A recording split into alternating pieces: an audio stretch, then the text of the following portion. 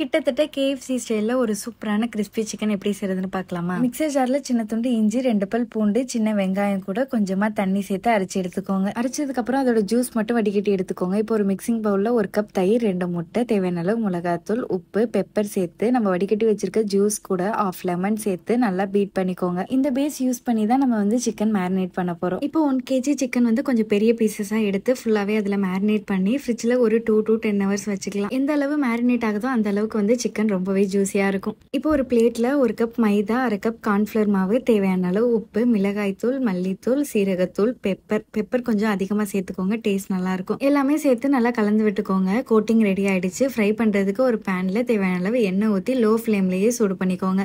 இப்போ நம்ம மேரினேட் பண்ணி வச்சிருக்க சிக்கனை எடுத்து நம்ம ரெடி பண்ண பவுடர்ல வந்து ஒரு தடவை லைட்டா டிப் பண்ணி எடுத்துக்கோங்க. ஃபர்ஸ்ட் லேயர் ரெடி ஆயிடும். இப்போ செகண்ட் லேயருக்கு சேம் அதே மெத்தட் தான். நம்ம சிக்கன் மேரினேட் பண்ணி வச்சிருந்த பேஸ்ல ஒரு தடவை டிப் பண்ணிட்டு பவுடர்ல கோட் பண்ணி எடுத்தோம்னா அவ்வளவுதான், சிக்கன் பீஸ் ரெடி ஆயிடும். சேம் இதே மெத்தட் யூஸ் பண்ணி எல்லா சிக்கனுமே வந்து கோட் பண்ணி வச்சாச்சு. சைட் பை சைடு ஆயிலுமே நல்லா ஹீட் ஆயிடுச்சு. இப்போ நம்ம கோட் பண்ணி வச்சிருக்க சிக்கனை ஆட் பண்ணி நல்லா ஃப்ரை பண்ணி எடுத்தோம்னா அவ்வளவுதான், சூப்பரான KFC ஸ்டைல்ல கிறிஸ்பி சிக்கன் ரெடி ஆயிடும். இதுக்கு நீங்க வந்து போன்லெஸ் சிக்கன் கூட யூஸ் பண்ணிக்கலாம். அதுவுமே வந்து டேஸ்ட் ரொம்பவே நல்லா இருக்கும். மறக்காம ட்ரை பண்ணி பார்த்துட்டு எப்படி இருந்ததுன்னு கமெண்ட்ஸ்ல ஷேர் பண்ணுங்க. இந்த மாதிரி யூஸ்ஃபுல்லான ரெசிபிஸ்க்கு நம்ம பேஜை ஃபாலோ அண்ட் சப்ஸ்கிரைப் பண்ண மறந்துடாதீங்க. மறக்காம பண்ணிருங்க. நெக்ஸ்ட் வீடியோல பார்க்கலாம்.